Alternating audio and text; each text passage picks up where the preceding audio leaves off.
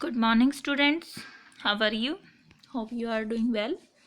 Students, in last video, we have discussed about photosynthesis introduction, and in this video, I am going to discuss about photosynthesis pigment.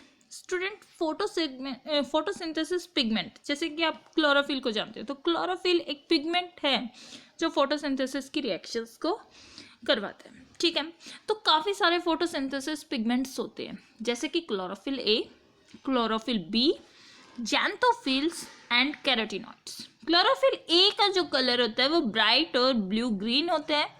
Chlorophyll b have yellow green colour and xanthophyll have yellow color and carotenoids yellow to orange color. ठीक है, इन pigments की study हम करते हैं chromatography के help से. Chromatography की help से क्या करते हैं, जितना भी लीफ पिगमेंट्स हैं उनकी कलर वेरिएशन आपको अलग अलग दिखाई दे जाते हैं. ठीक है, तो बच्चों देखो, इसमें हमारे पास कुछ ये ग्राफ्स हैं. ये देखो, हम सबसे पहले इस वाले ग्राफ को देखते हैं कि हमने कि एक प्लांट है कि जिसका एब्जॉर्प्शन, देखो ये ग्राफ कैसे आया, पहले तो हम ये देखते हैं. जैसे हमने लास्ट क्लास में किया था,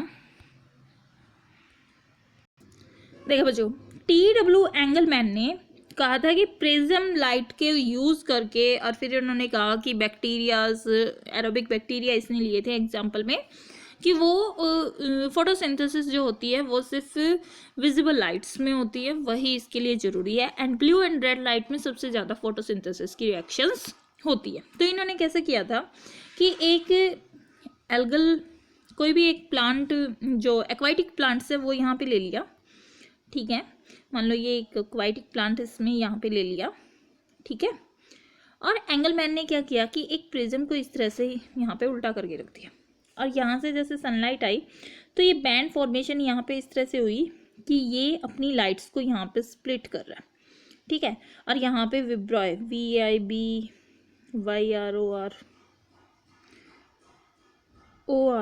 ठीक है, विब्रॉय. तो इन्होंने क्या किया कि जैसे ये हमारी जैसे violet, indigo, blue, yellow, orange, इस तरह की रेड लाइट्स जो आती हैं, तो इन्होंने क्या किया कि जो सबसे ज़्यादा ग्रोथ थी वो क्या थी कि जैसे लाइट यहाँ पे आई तो इस ब्लू वाले एरिया पे, ये ब्लू का एरिया है, ये रेड का एरिया. ठीक है, तो सबसे ज़्यादा जो ग्रोथ थी फोटोसिंथेसिस में, जो स्टार्स फॉर्मेशन थी, वो कहाँ पे हुई, या तो इस ब्लू लाइट के रीजन में हुई या इस रेड लाइट के रीजन में हुई. तो इसको हमने पिगमेंट्स की फॉर्म में, जो फोटोसिंथेसिस पिगमेंट हैं उनसे हमने आइडिया निकाला कि कौन सा पिगमेंट सबसे ज़्यादा अपनी इन्वॉल्वमेंट शो कर रहा है. ठीक है, देखो ये जो ये ब्लू कलर है, ये वाला, ये क्लोरोफिल ए का है. ये सिर्फ ब्लू लाइट पे शो कर रहा है, रेड लाइट पे ये शो नहीं कर रहा. क्लोरोफिल बी, जैंथोफिल, ये येलो कलर का यहाँ पे. तो इससे पता चला कि जो क्लोरोफिल ए है ये यूनिवर्सल पिगमेंट है, फोटोसिंथेसिस पिगमेंट है, और सबसे ज़्यादा फोटोसिंथेसिस रिएक्शन में अपना इंपॉर्टेंट प्ले रोल कर रहा है. तो इससे absorption of light by chlorophyll pigment का फिनोमिना क्लियर हुआ. ठीक है, अब इसी तरह से दूसरा जो डायग्राम है कि इससे हमने एक्सन स्पेक्ट्रा की जो हमारी विजिबल लाइट है वो 400 नैनोमीटर से 700 नैनोमीटर के बीच में रहती है. तो प्लांट्स इतनी सनलाइट को एब्जॉर्ब करते हैं, ये वो वाला रेट है. ये क्लोरोफिल ए ने जितना रेट किया था, यहाँ पे सबसे ज़्यादा लाइट एब्जॉर्ब होती है, और फिर ये क्लोरोफिल बी का इन्वॉल्वमेंट है. तो इस तरह से जो सनलाइट का एक्सन स्पेक्ट्रा है, कितनी सनलाइट एब्जॉर्ब हुई, वो रिप्रेजेंटेशन आप एक्सन स्पेक्ट्रा से प्रूव करते हैं. क्लियर बच्चों? अब ये कह रहे हैं, देखो, maximum absorption by chlorophyll a occur in blue and red region having higher rate of photosynthesis. इसलिए क्लोरोफिल ए क्या है, चीफ पिगमेंट है.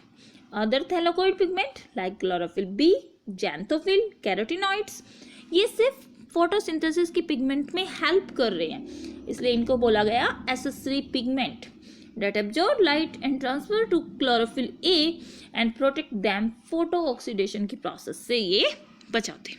क्लियर? अब कह रहा है light reaction.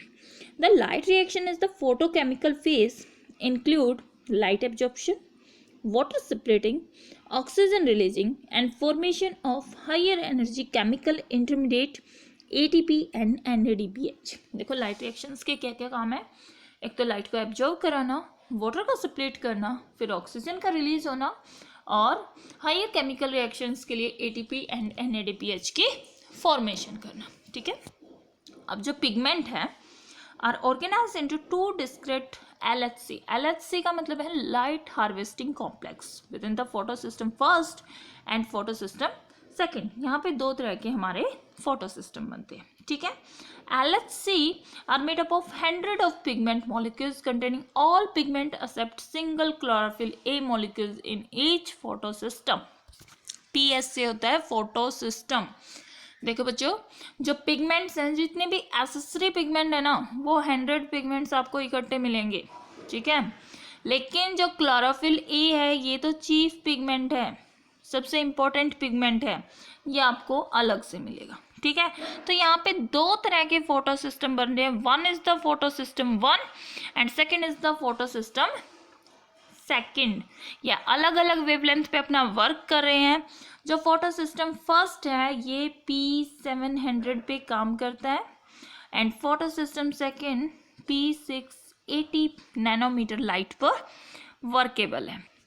The pigment in photo system 1 and photo system second absorb the light of different wavelength. ठीक है. Since chlorophyll a molecules make the reaction centre, a वाला क्या है, रिएक्शन सेंटर बनेगा. And photosystem first is reaction center has the highest peak at 700 nanometer, इसलिए इसको P700 का नाम दिया गया. और photosystem second reaction center has highest peak at 680 nanometer, जिसको P680 का नाम दिया गया. ठीक है. देखो ये रहा, ये बहुत सारे,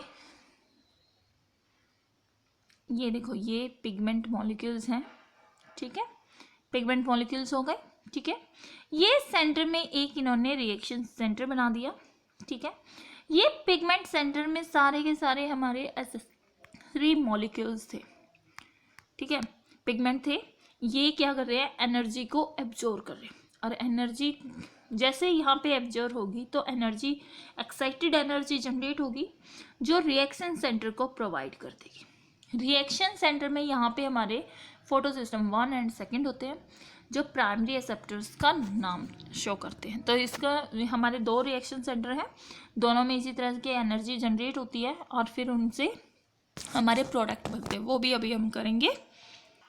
देखो बच्चों, ये जैसे सनलाइट है, यहाँ पे ये सनलाइट, और यहाँ पे दो LHC हैं, light harvesting complex 1 and light harvesting complex 2 है यहाँ पे.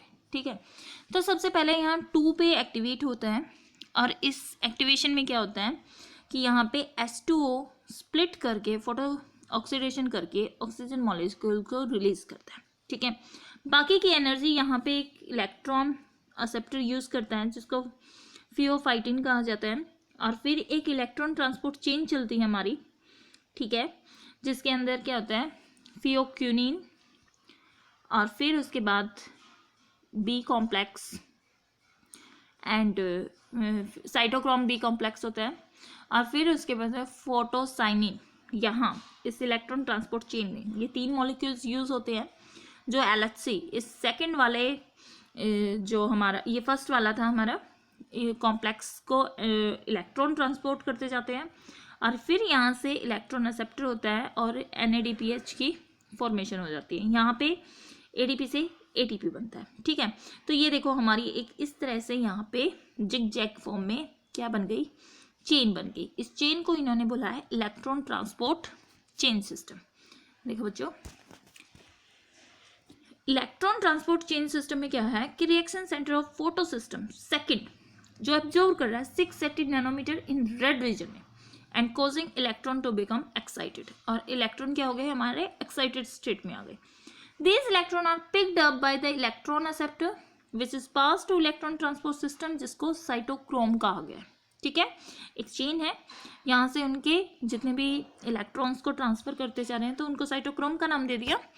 और अब Electron are passed down the electron transport chain and then to the pigment of the photosystem.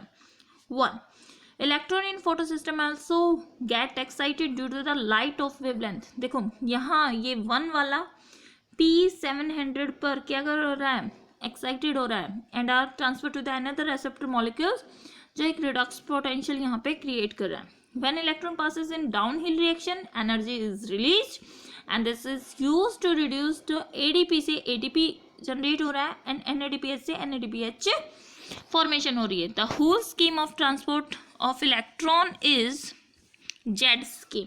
देखो ये इस तरह की फॉर्मेशन कर रहा है जो एक ये आपका ये देखो इस तरह से जेड बन रहा है, तो इसलिए इसका जेड स्कीम का नाम दे दिया.